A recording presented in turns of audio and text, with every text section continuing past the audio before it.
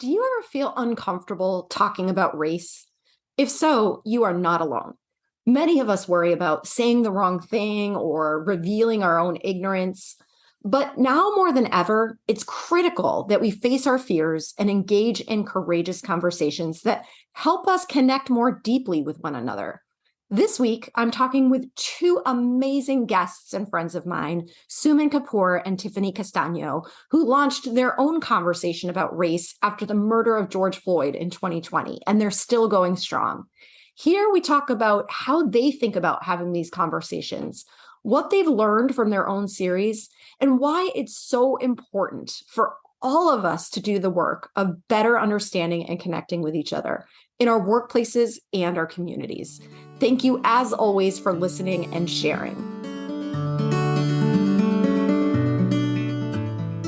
Welcome to the Impostor Syndrome Files. My name is Kim Meninger, and as an executive coach and former high-tech leader, my personal mission is to help professionals overcome imposter syndrome so that you can advance your career with confidence.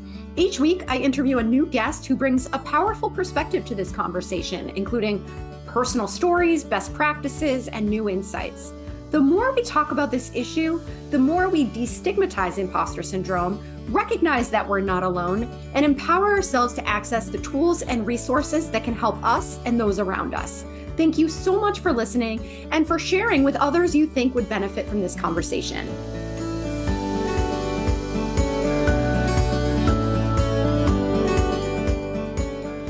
Okay, I am so excited that we're finally having this conversation today. And before we go any further, I want to start by inviting each of you to introduce yourselves. And so, Suman, I'm going to turn to you first to let us know a little bit about you and, kind of what you do and why you're here. Great. Thank you, Kim. And thank you for having Tiffany and I here today. So a little bit about myself. I actually call myself an accidental entrepreneur. I never planned to own my own business, but that's a conversation for another time. I was a mediator. I have a master's in conflict analysis and resolution and did mediation, corporate mediation, for about 10 years before I purposefully left my career to raise my family. I started Well Balanced Solutions as actually a virtual assistant business. That grew into an online business management company where I helped small businesses with the back end of their companies. And over the last 3 years, I've really grown my business more as a professional development consultant. So I really work to support individuals and organizations through conflict management and culture change. Really with the distinct focus on the values of diversity, equity, inclusion, and belonging. I co-create processes that empower leaders and employees. I support all sorts of diversity, inclusion processes, and really help improve culture in the workplace. On a personal note, I've got 2 kids. I have a senior in high school. So that's a pretty interesting time. And I have my daughter just started middle school. So we have a lot of milestones going on here. And I'm married to my college sweetheart. That's a little bit about me. Every time you introduce yourself, Suman, I learn something new about you. I always love hearing your story. So thank you. And, thank you. Thank you. So I'm Tiffany Castagno, and I'm CEO and founder of CEPHR LLC, which is an acronym for Cultivating the Evolution of Professional HR. And I, too, am a somewhat accidental entrepreneur. So I call this my pandemic passion project because I launched CEPHR on May 11th of 2020. Have wanted to do this for about 10 years, but wanted the financial security, was holding on to a lot of fear and a lack of confidence. And I decided at my last role to take a break. I needed a break after COVID hit. There was a lot going on, trying to navigate all the regulations and all of those things. And so I ended up helping some family and friends while I was trying to look for a traditional role, and it just never turned off. And so business has been growing, helping to support these small to medium businesses. I actually just got back from doing that this morning. And And so that's a lot of fun, helping them create cultures that stick where people want to stay. So that's a lot of processes, programs, procedures, like Suman. I help with diversity, equity, inclusion, belonging, and really helping people build a brand around that and cultures where people want to stay and feel psychologically safe. So I serve clients in the Pittsburgh area where I'm located now, as well as across the US. And I'm from Milwaukee, Wisconsin, and married to my husband, Michael. I love it. And I love the connection that you both have around diversity, equity, inclusion, and belonging. And while the title of this podcast is the Impostor Syndrome Files, I believe that the experience of imposter syndrome is so deeply tied to our experience of inclusion and belonging in particular in the workplace. And when we don't feel that sense of inclusion, we don't feel like we belong, we're that much more likely to feel self-doubt, to think that we are an imposter. And so that's why I think these conversations are so important. And one of the reasons I'm so excited to have you both here today is because you both have a conversation on a regular basis too about race, which I am really excited to share with the community that's listening here. And so I would love to hear a little bit more about how you got to this place where you launched this continuing the race conversation. What's the mission? What are you hoping to get from this experience? And what does it mean to you? Tiffany, you want to take that first since I went first last time? Sure, thank you.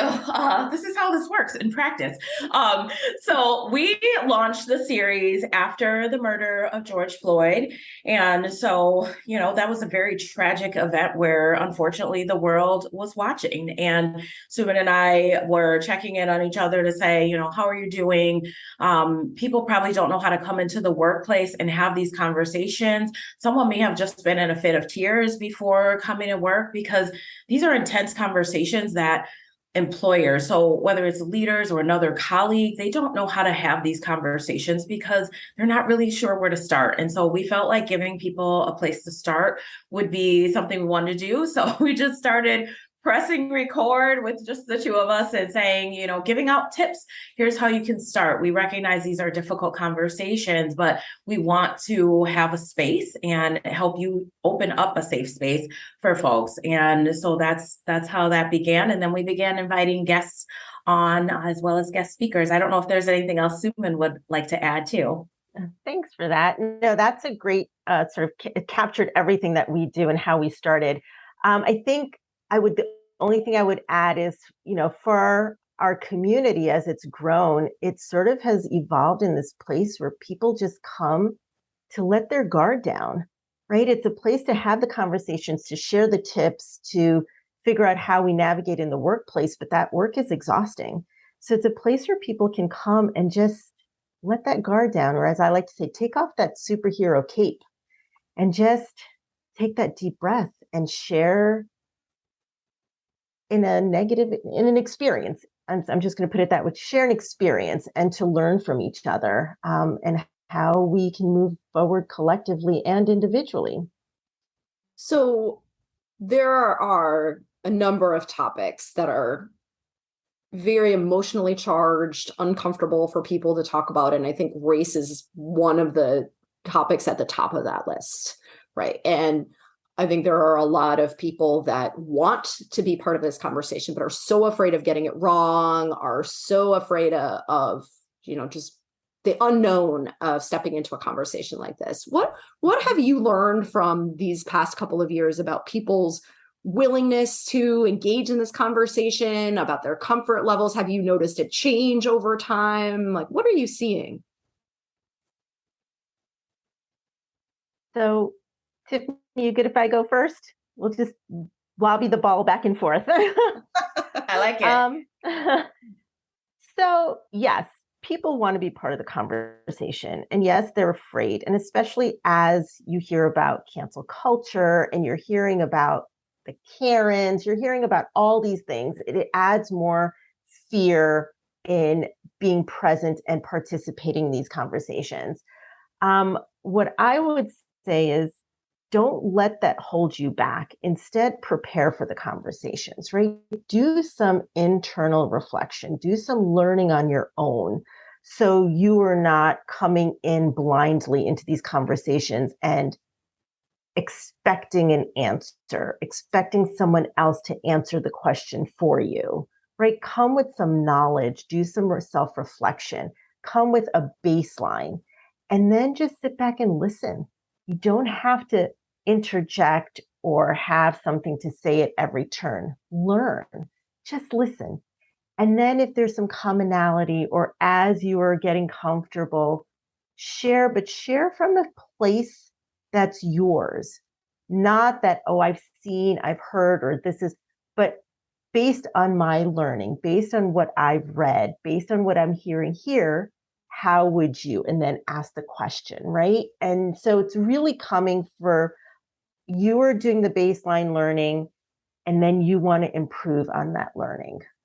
That's sort of how I would suggest people come into these conversations. Tiffany, go ahead, add some more. Yeah, I know. I don't know how much more I can add. I think the basis of coming from your own experience, because that uncertainty often can be, like Suman said, I heard, or you might start to speak for people, and that's never a good place to come from.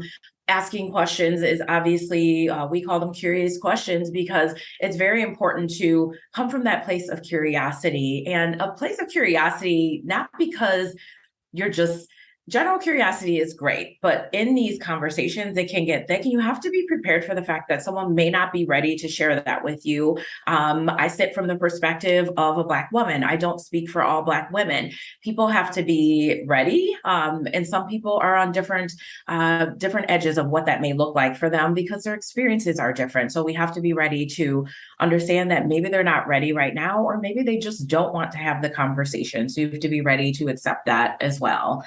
But coming from a place of curiosity because you truly want to learn, and you may even have to unlearn, and knowing that going in. Well, there's so much about what you're both saying that I'm thinking is really important to emphasize here. I love that you're talking about this as almost a continuum, right? It's not an on or off switch. It's not one day I'm not in this conversation and the next day I'm fully embedded in this conversation. There is room for people to be on a journey at different stages. And I love what you were saying, Suman, too, about you can tiptoe into it. I can listen. I can be here to respectfully learn and see if there are opportunities for me to connect and to contribute. And also, to your point, Tiffany, to not come in with entitled curiosity is how I would think about it, right? Like, I may be curious, but that doesn't mean I have a right to someone else's response if they're not ready to share that with me yet. And I think it's really important to be aware that just as you may have your own reservations about sharing and navigating these conversations, everyone else will be on a different stage of the journey as well. And that's part of the process, is respecting each other along the way. So have you had any surprises? Like anything that you're learning that maybe you didn't expect when you went into this? I think it's my turn to start. It's hard to pin one moment. I think we've had a lot of surprises. I think that, I know that we have learned as much, and I don't want to speak for Suman, right? Based on what we just said, but I think, it's been interesting in that I think we knew we'd learn, but you're just so surprised by how much you learn each week, and how much each person teaches you. And I think even, I'll say for myself, how much I've unlearned, or how much I was surprised that we grew the community to an international community as well. And I think the depth of vulnerability that people got to, or the fact that we would be helping them solve everyday challenges, those were pleasant bonus surprises that I wasn't prepared for, but I'll take them. So I'll let Suman add on for her surprises. She took all my surprises. No, really, I only expected this to be a place for people to just come and maybe gripe, right? Like to come and just vent. But it has become so much more than that. It's people have really come to our community to ask questions and look for solutions, right? People have come and said, hey, this is what I'm experiencing at the workplace. How can I do better? How can I, give me some tips. And so we have brainstorming sessions, which is amazing to see the community come together. We've had people say, that this has really helped them move forward in their career, in their relationships. And I never expected that, right? I just figured it was what was happening in the room was going to stay in the room, even though it should translate out. So I'm not quite sure why I didn't think beyond the series, but to hear people say the level of impact that it's had on their lives and on their careers, it's quite rewarding. It's quite humbling. Mm-hmm. Do you think there's something about this moment that makes this conversation feel more accessible or more of a priority to people? I'm curious because you had mentioned, Tiffany, that you launched it after the murder of George Floyd. Do you think this conversation would have had the same impact before that? Oh, that is a powerful question. We like those too. I'm having hesitancy around saying no, but I don't think it would have been as impactful. I mean, I'm starting to well up a bit. I feel very emotional about the fact that had we not seen somebody be murdered right in front of us, I don't know. And it's not that was the one and only thing, right? There were others. I think that having that happen in front of people live, it woke people up who were either kind of dormant. It's not that they didn't care about these things, or people who maybe some were on the other side, right? But they're now able to see it in a different way. And there's all this momentum around these things. Yes, some people are doing performative things, checking the box. Suman and I are trying to do our work that way as well to help people move past that. But I don't think there was a readiness factor before like there is now. And I think the time is now. Yeah. And it's so horrible that it takes something like a murder in front of our eyes, like you said, to galvanize us in this way. But I think the legacy of George Floyd is going to be incredible for years to come. Suman, do you have thoughts on timing? I agree. I don't think it would have been this deep had it not been for the murder of George Floyd. And I mean, the whole series stemmed from his murder, right? Tiffany and I checking in with each other and wanting to make some impact, wanting to create space for people who may not have that space in the workplace. And so would we have eventually reached to creating a series down the road? I don't know. But I do believe that the timing, now's the time. And the fact that the conversations are still happening. I mean, we've seen racial conversations and this diversity talk happen for decades and decades and decades. I can remember as a young child having these conversations when something bad happened, right? It would be out there, you'd have the conversation, and then it got dormant again. Mm-hmm. But I feel like over the last 2.5 years, the conversation has really been staying in the forefront, right? In the forefront of what's happening in the workplace, in the community. It might not be as emotional, but companies are still looking to bring in DEI consultants. They're still looking to improve on their mission statements. They're still looking to improve on processes. It hasn't gotten quiet. And for the same matter, employees are pushing leadership to say, hey, we want this. What's going on? I mean, I've had a couple of clients where the fire was lit from the employees saying, hey, I'm getting ready to leave because I'm not feeling ABC. I don't feel like I belong here. I don't feel we're not diverse in our thinking, in our staff. What's happening? They're pushing these questions. And I don't historically remember that happening, right? And so, yeah, I think this is the time. This is the longest I've seen it in the forefront.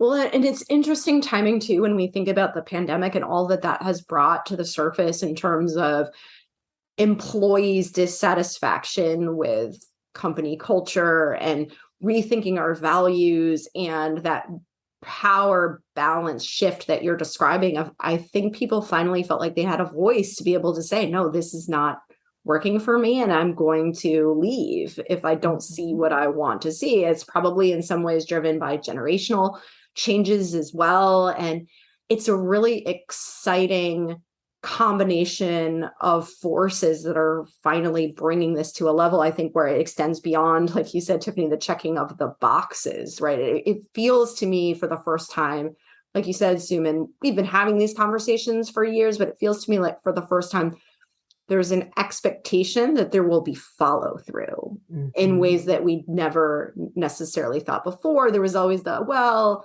once the particular precipitating event leaves the headlines, then we'll just kind of go back to the way things were, and we'll bring it up again next time. But this time, it really feels like it's sticking. Mm-hmm. Yeah. And I wonder how you think about, because you both have been leading this conversation in the community, so to speak, how do you think about bringing a conversation like this into the workplace? Do you feel like companies are ready for a conversation about race within the workplace itself? And how would you guide them if they were? I don't know whose turn it is. It's yours now. That's okay. I guess it's mine.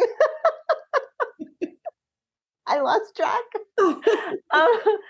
So when I co-create processes, I actually put in space to have these conversations, right? Like that is part of the big picture, is creating space to have these difficult conversations. And I always say that they should be facilitated by an outside individual, not by someone who is, internally connected to the organization.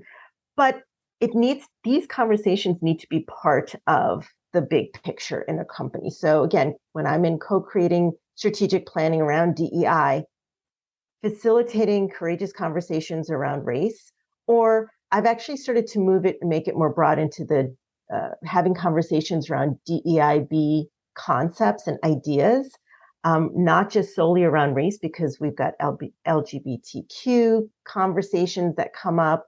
So they need to be part of the big picture.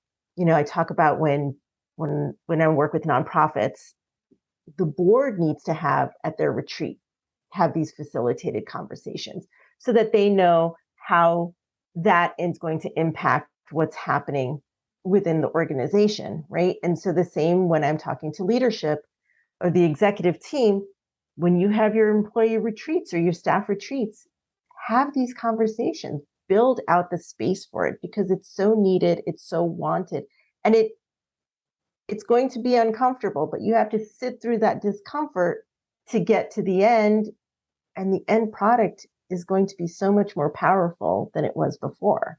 So you need to make that space. Absolutely. Tiffany.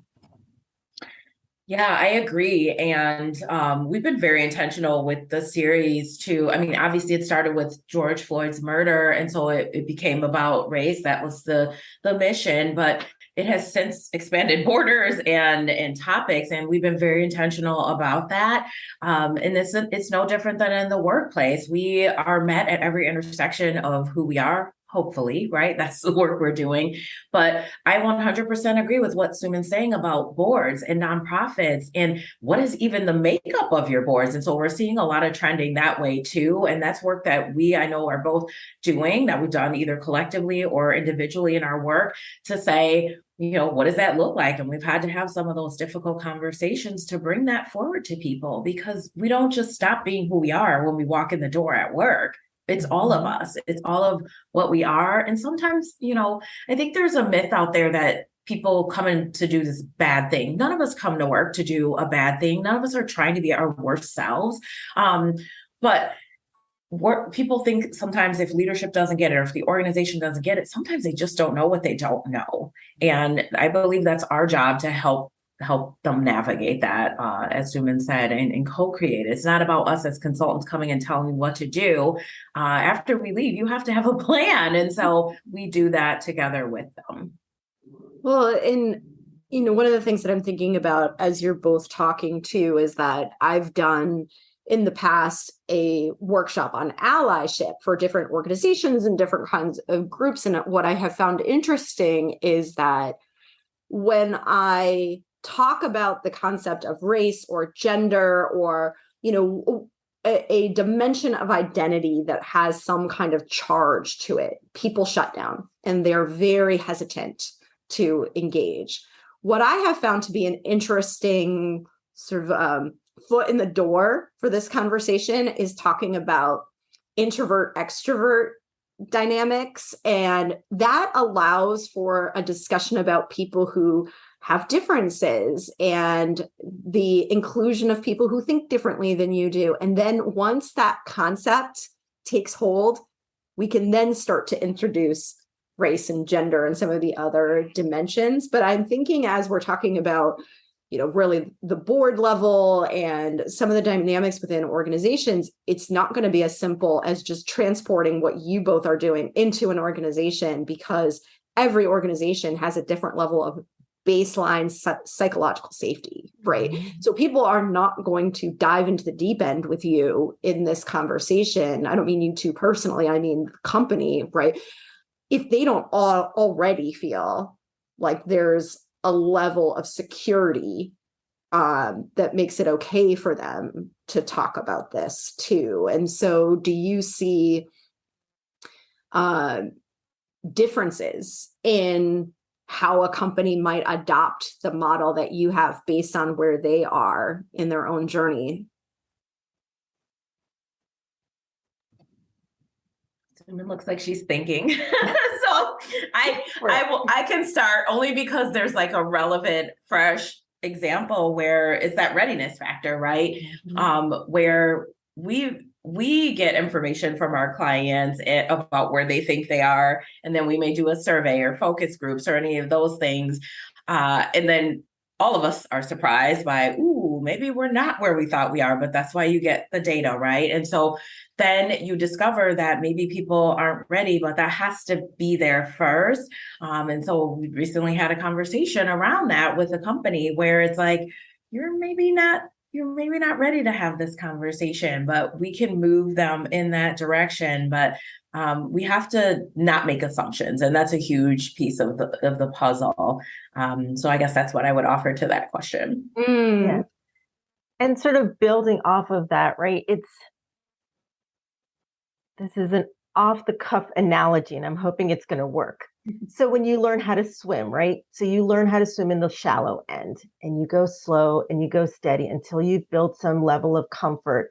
Then you move over to the deep side, and then at some point you're going to dive off the diving board, right? As you get stronger and stronger. So I envision that, and how I also plan out with my clients is you start off slowly.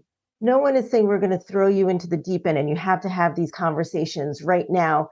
It's you build the basis and the foundation to create that psychological safety, to build the trust with your employees to say, hey, we're working on this. Look, we're going to do a couple of these workshops. We're going to have, we're starting to implement some changes in hiring policies. And you build and you build and you build until it's safe enough. People feel comfortable enough to have these courageous conversations around race. And that's, Tiffany and I intentionally call them courageous conversations, right? Not necessarily, they're difficult, but again, word choice is so important, right? Difficult already puts in that negative, oh, it's going to be so hard, I can't do it. But courageous, it is brave, it is vulnerable. You are being vulnerable when you have these conversations, right? So you build on each thing before you get to let's now have a facilitated dialogue around race or any diversity, equity, inclusion concept. I love that. And I love the way you describe the deliberateness of choosing the word courageous, because I also think that when we think about being courageous, we do that because there's a reward on the other end of it too, right? So it's not just we're doing something scary, we're doing something brave, and it's beneficial to us in some way, right? And so that's one thing I wanted to pose to you both too, is given that there are still people who think there's no room for this in the workplace, we have work to do, let's not get distracted. Like you said, Tiffany, you check your identity at the door, just come in and do your job, right? Why is it so important that we have this conversation? And what do we lose by not having it?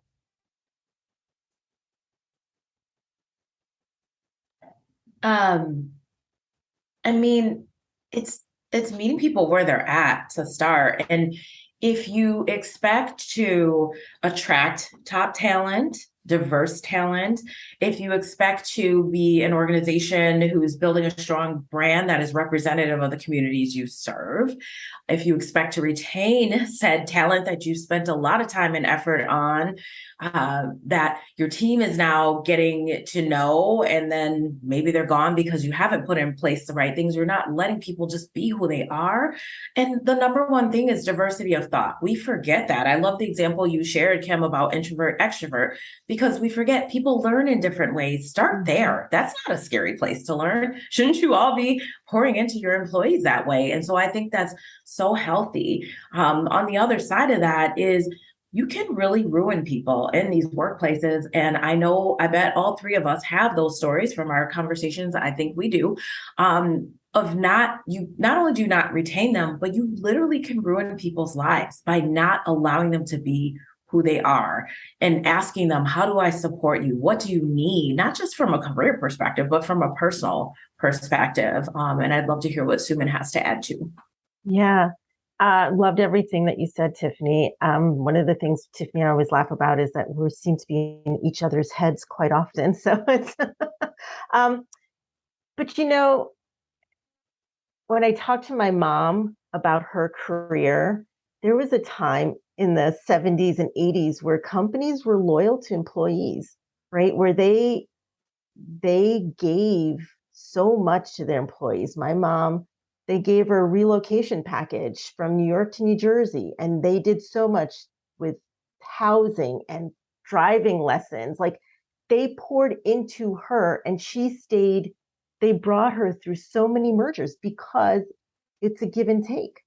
They gave, she gave back, they took, she took back. It was like this dance, right? And we no longer see the dance happening. It's all about the bottom line. But I think what's happening now is this shift, with the great resignation and quiet quitting. You hear about all of these things that have been happening for a long time that are back out into the forefront of conversation. But people are tired of it. They want to belong. No one is saying, I don't want to work anymore, but I want to work in a place that's not toxic, where I can be who I am, where if I share a thought or an idea, I'm not going to be penalized for it. I'm going to be rewarded for it. And reward is being promoted, being invited more to the table, whatever that reward looks like. And I think that's where we are now. It's starting to bubble, and people are pushing. And I'm hoping that dance that my mom went through will come back at some point. It was a beautiful tango, she used to say. Oh, wow. And, it's just so I could spend all day complaining about the model and the focus on the bottom line, because it is so counterintuitive to me that you would sacrifice your human resources for the bottom line when they are your conduit to the bottom line, right? And so to just think about the fact that if you embrace a person as a whole, you give them a psychologically safe, inclusive environment in which to do their best work, your bottom line increases accordingly. So it's not just a nice to do for people, it's actually really beneficial to business. And so I'm hoping that as we continue to evolve, that more and more organizations will start to see it as a win-win too. Mm-hmm. Any final thoughts that you each have to share before you share more about how we can find you?